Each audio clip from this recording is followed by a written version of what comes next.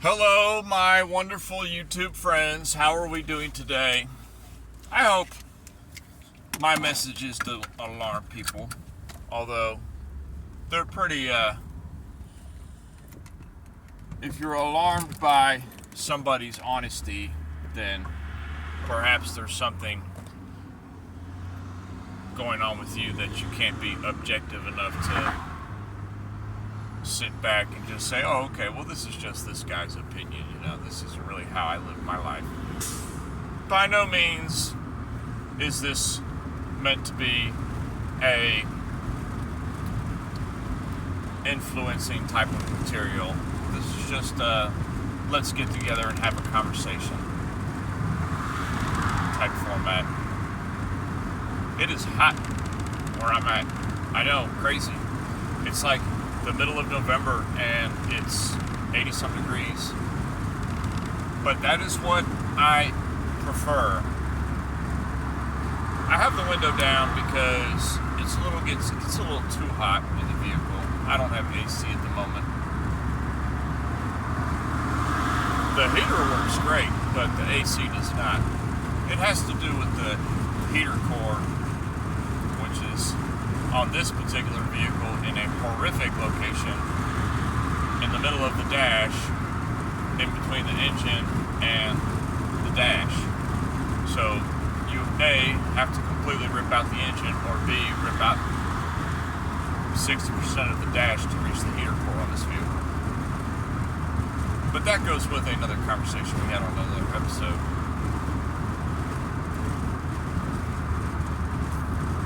Why do I drive so slow? I don't know. Is it the cautious nature in me? Is it the accidents I've been in my life? Is it the fact that I know how much it costs when you're without a vehicle or when you crash a vehicle, and I have suffered through that? Perhaps all those things, but you ain't gonna catch me speeding. I mean, good luck. I've been pulled over more often for driving too slow than I have for speeding. I just mentioned that because somebody dear to me had mentioned how they, on a regular basis, they live out west, mind you, so they are continually driving 80 to 90 miles an hour. I could never do that.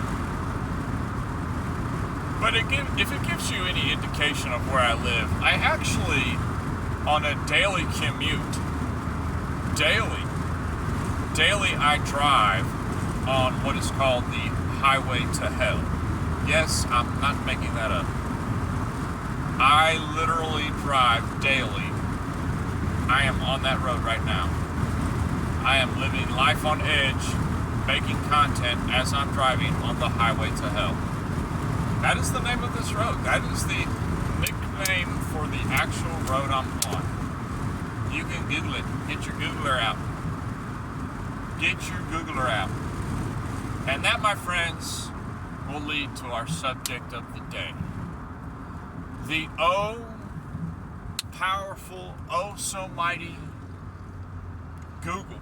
The Google search engine. The internet in general.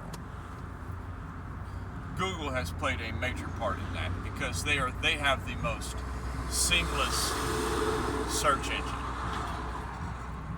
However, I'm a little bit of an old guy, so I can kind of tell you what it was like before internet, and I can also tell you how internet was in its earlier stages to where it is now.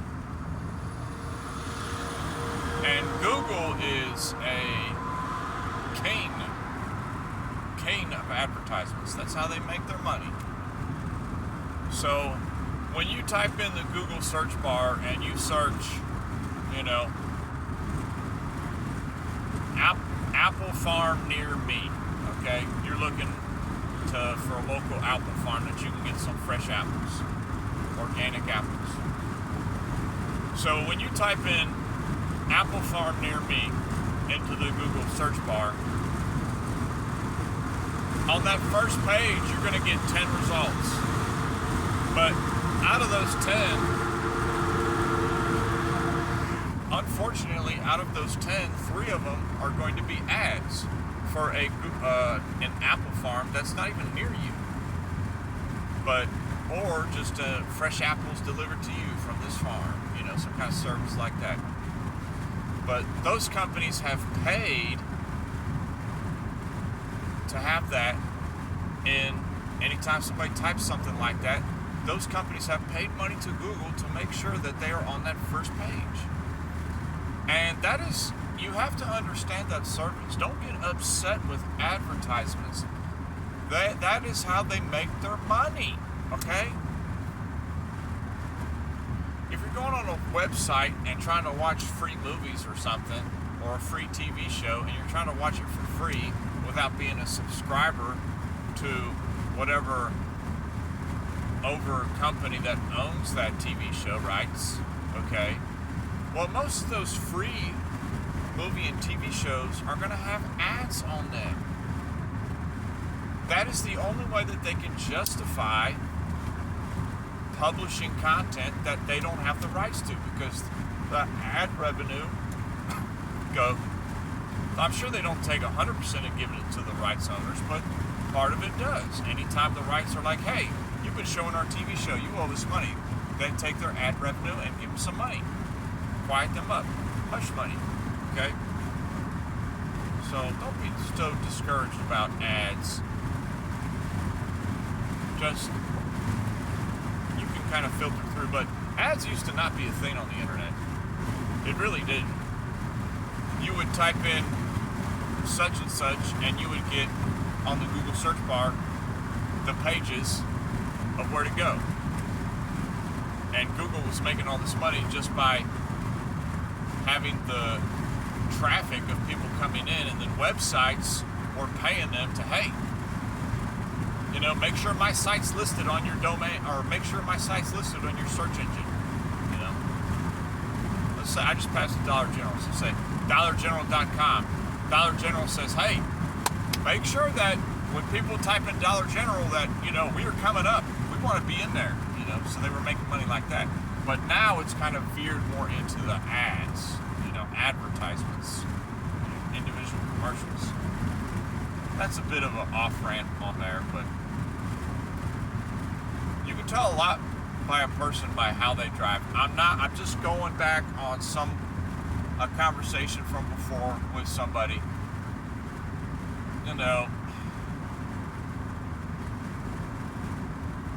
When you are confident and you have self-control and you are a confident person, I guess that leads to the ability to be able to maintain high speeds.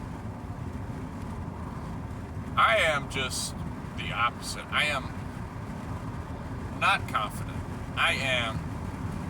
If there's an iota of a chance for things to go wrong, I know they will. So I really have to play it extra safe. And that's how I do on the road. And it relates to relationships too. We're going way on all different kinds of spectrums here. But just think about it. When you're a confident person and you're driving fast, you're pretty confident in your relationship. So you're confident to make decisions and go places and take action. I have been burned so much, hence the reason why I look the way I do, my friends. I am outwardly this appearance for a reason. I have been burned physically, emotionally, and spiritually so bad so many times that's why I look the way I do. But when you've been burned so often, you tend to be much more cautious and not take action. And the drawback to that is that good opportunities, they slip by because you're so cautious. In a relationship, I will just be accused of not taking enough action, not making things happen, not doing things. But it's interesting to see that it seems like the other party is not seeing the fact that I have been burned so bad every time I have taken action and jumped the gun, taken control, take charge. It has come back to bite me so bad on a multitude of occasions. So now that I am so cautious and a do-nothing type person, I will be accused of laziness and ineptitude and the type of person that has given up on everything. But it's like I've discussed before, there's only so much mental anguish that you can handle, okay? So there's going to come a time when you have to just stop the bleeding and calm down and let the accusations fly. Let the accusations fly. Let the weapons come out. It matters not. Okay, you can't kill what's already dead, and I'm dead. So I'm impossible to kill in that regard. I know that could break so many ladies' hearts right now watching this, because you could think, oh, I can fix him. I can have a chance. I could fix him. It's not happening. It's over for your boy. That part of life is over for your homie. I apologize. Truly, it's gone.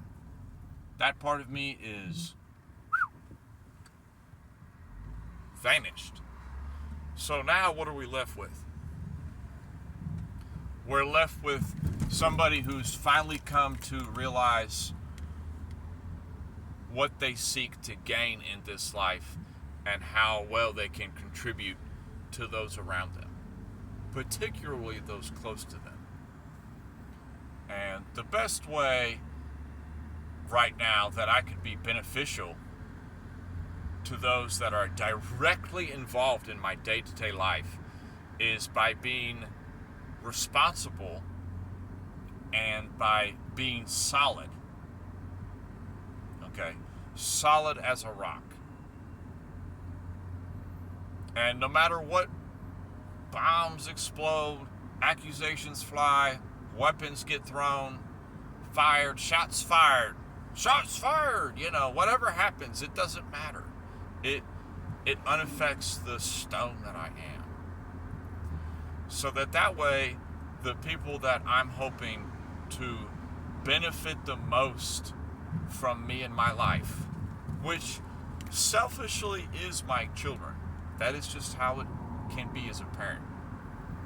They know that they can always have me as a stoic symbol of inner strength to count on.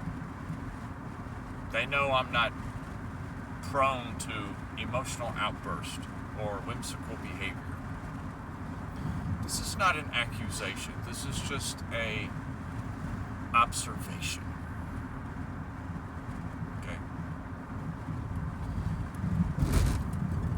And some people, they just have a hard time accepting the fact that somebody has changed. It's brutal to see that, oh man, used to have good times with that person. What happened? It's hard. It's hard to, somebody you thought that you knew so well and were such good friends with, that they could change so not rapidly, but it was slow for me, but they could actually change and develop into a different person, morph as you will.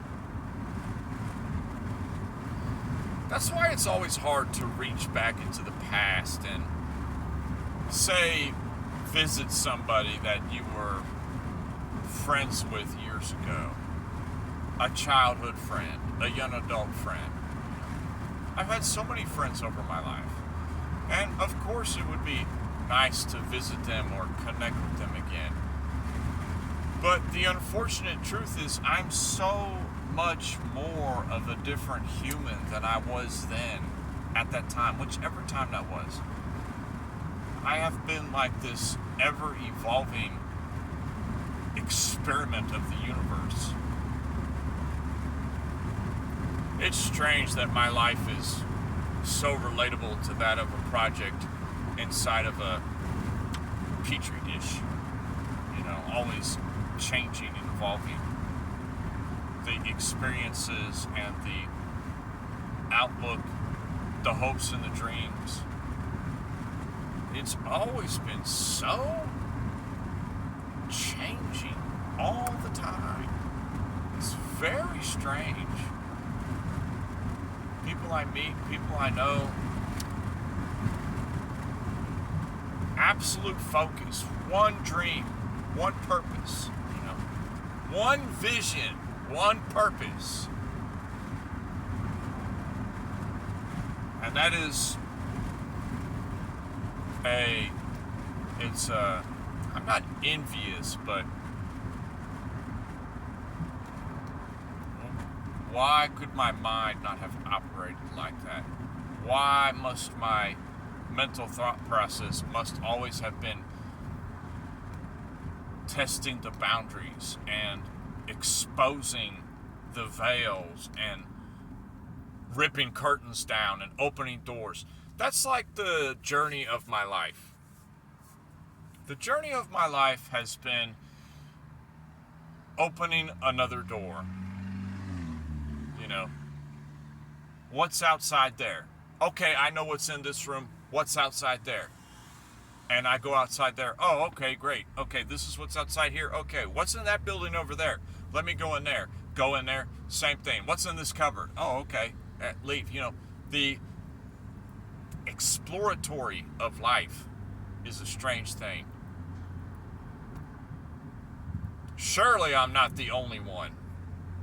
Surely there has been other humans that have been subject to this brutal experiment that the universe has put upon us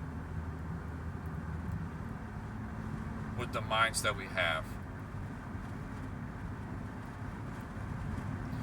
My parents are very different than me. They really are. Most people don't like to talk about their parents. It doesn't bother me. I talk about anything. But let me tell you something about my parents. They are individual people. They have their own hopes, their own dreams. They have their own thought processes. And they have their own lives. And it's just interesting that they had the patience to deal with the way my mind worked, And I'm sure if they're listening to this now, they probably would think, oh, what happened to our boy? But if you think about it. You're still alive. Think about it. Think about my childhood. I can't remember it for hardly anything. Very little of my childhood I can remember. Few things. That some people, they can remember their childhood. Unfortunately, I can't remember too much of it. Bits and pieces, yes, of course. But think about me as a child. You probably surely you saw something even then. Because now when I think about myself as a child, I remember several instances in my childhood where my mind did go somewhere else. And I was thinking about, why does it have to be like that? Or why is that happening to that person at that time? Or why is this over here? Why is this the way it is? Surely there's a different way about going about this problem. It's like the problem solving thing. You got a problem at work, and One guy says, oh, just do it this way, it'll fix it. And another guy says, oh, just do it this way and it'll fix it. And that's great. Man, that's great. You got some coworkers that are thinking, of ways to fix it. But when you come to the problem and you walk up to it, because your mind is the way it is, bruh, this is me talking to myself, it instantly goes through 20 scenarios on how to fix something. Well, I can fix it this way, that'll probably work. Fix it that way, yeah, that'll probably work. Do that, okay, that'll work. And you're going through like a lot of scenarios all at one time. And it's just it's a strange way to live life. And I think that might have been, I'd have to find out from them. Maybe they know something about it more than I do, but I feel that perhaps that was God, the Creator, what have you be. However I came to being, if I was planned, something in there, they were like, you know what? We're going to lay it to this one. This one is going to do some dirty work for us. We've been looking for somebody that is going to be pushing the mental boundaries of the human existence. Bam! And then I was born. And then my parents, they probably were enjoying me as a baby, enjoyed me as a child. And then they started realizing, when I was a very young toddler, they started realizing, hold on a minute here, hold on, God, whoa, we didn't sign up for this. No, we wanted a normal kid. we didn't want one of your test subjects here. I make light of it, but truly think about it, there could be something there.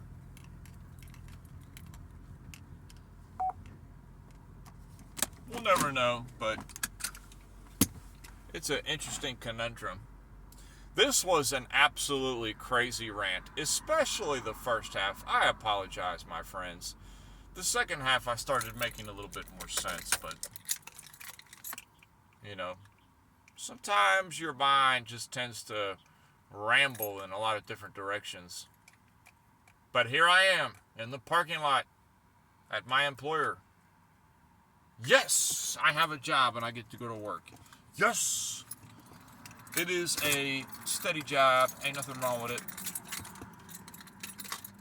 J-O-B, just over broke. That's what job stands for.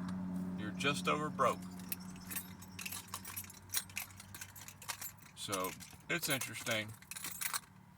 We'll see how many problem solving I have to do at work. Luckily, I have done this type of industry I work at for a long time, so